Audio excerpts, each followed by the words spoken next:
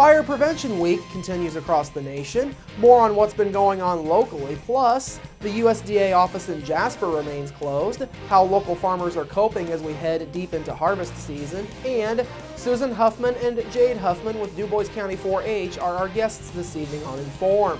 All of that and much more is coming up next here on the 18 WJTS News.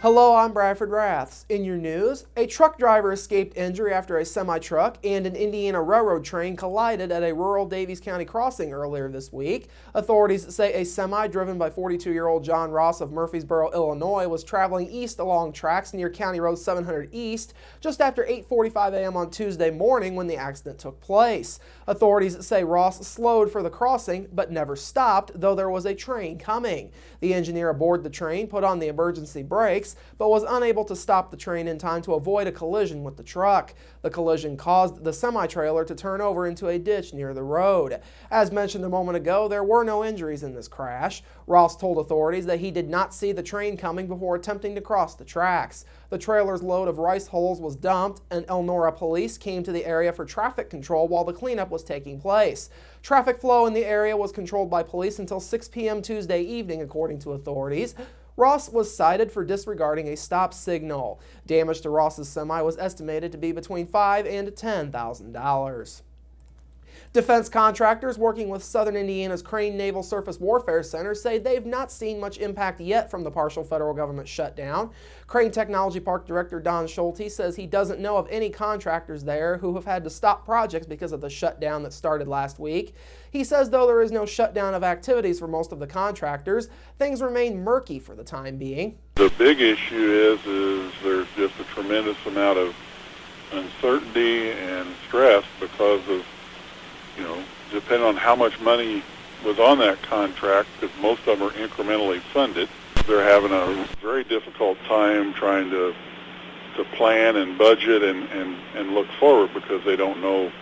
There's a lot of uncertainty. Schulte says that contractors could face problems if an extended shutdown causes delays in receiving payments or in decisions being made on new contracts. He says any delays could also cause other problems. The longer it's shut down, then, because again, there is no new money to be put on contracts, so there is potential where our contractors out here will have to start sending people home, and that means they won't be executing tasks that are in support of defense and national security. So the other, and there's just a tremendous ripple effect. Navy spokesman Ken Kronk says a small number of the more than 4,000 civilian workers at the base southwest of Bloomington were furloughed by the shutdown, but were recalled over the weekend. Speaking of the government shutdown, local farmers have felt little impact so far from the shutdown, but it could get worse the longer the shutdown goes. The biggest problem for farmers entering harvest season has been the selling and trading of their crops and animals.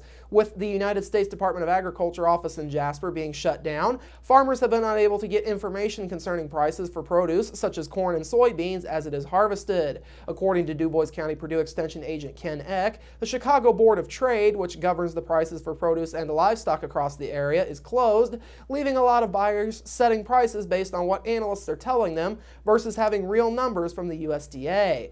X says farmers are able to work around a lack of numbers so far, and profits for area farmers shouldn't be affected all that much. However, he says it does give farmers more to think about during a very busy time of the year. It just makes for a rocky road. Right now they're more focused on harvesting some of the crops, again, corn, soybeans, stuff like that. And one less thing to worry about is, am I getting a fair deal for them? If they've got the backing of the government behind them with some of the economists and some of the numbers that are being harvested that are indicating what the markets are willing to pay out there nationally, it just helps things out and makes it a lot smoother. One less thing to worry about. X says should the government shutdown continue for an extended period of time, it will have more of an impact on farmers at the end of the harvest season. He says farmers will have a problem completing their post-harvest work on their fields.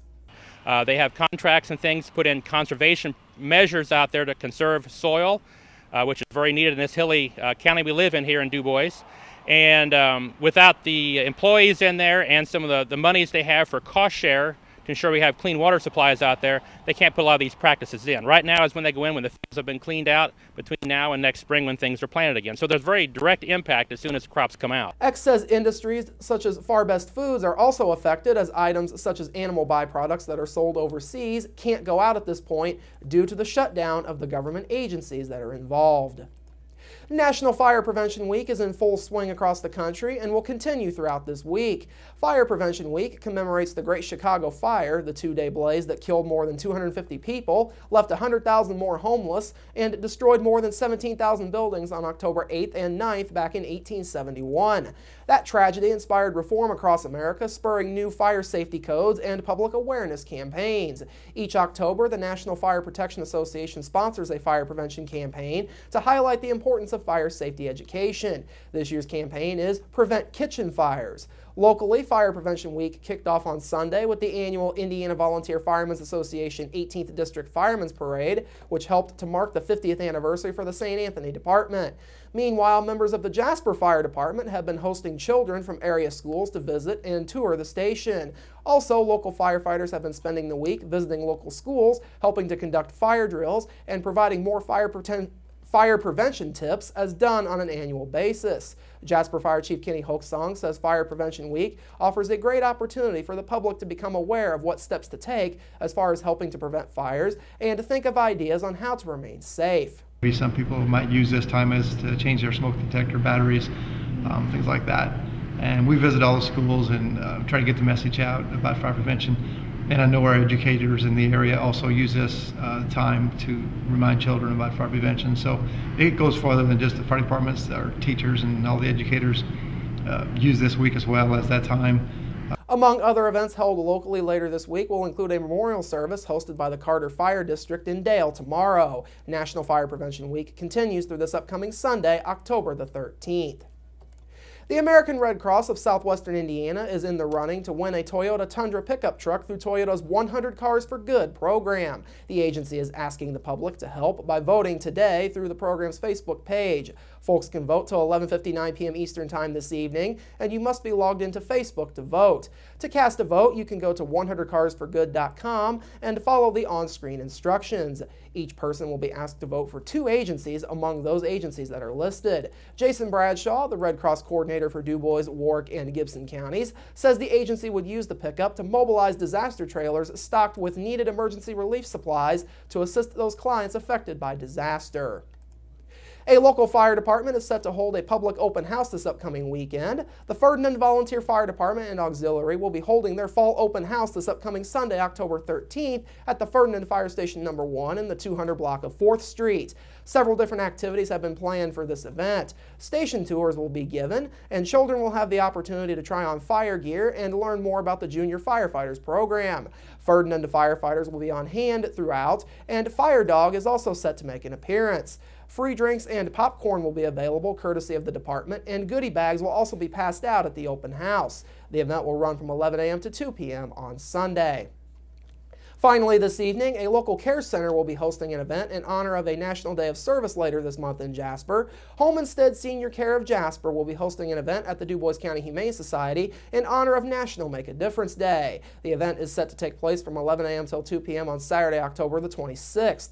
During this time frame, people can drop off donations, see the animals that the Humane Society has up for adoption, and enjoy live music and refreshments. The Humane Society is currently in need of several items, and these include, but are not limited to, scoopable cat litter, canned food for cats and dogs, Purina brand dry food for dog and puppy as well as cat and kitten chow, rawhide chewables, soft dog treats, and slip leashes. The Humane Society will also be accepting cash donations. The Home Instead Senior Care Office will be accepting donations up until the day of the event for those who wish to donate but are not able to attend.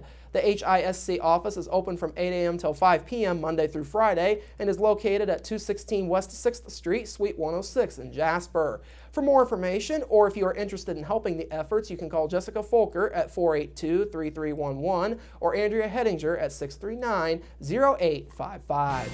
Coming up after the break, your local forecast, sports with Kurt Guxell, and Inform featuring Susan Huffman and Jade Huffman with Du Bois County 4-H. That's all up next here on 18 WJTS News.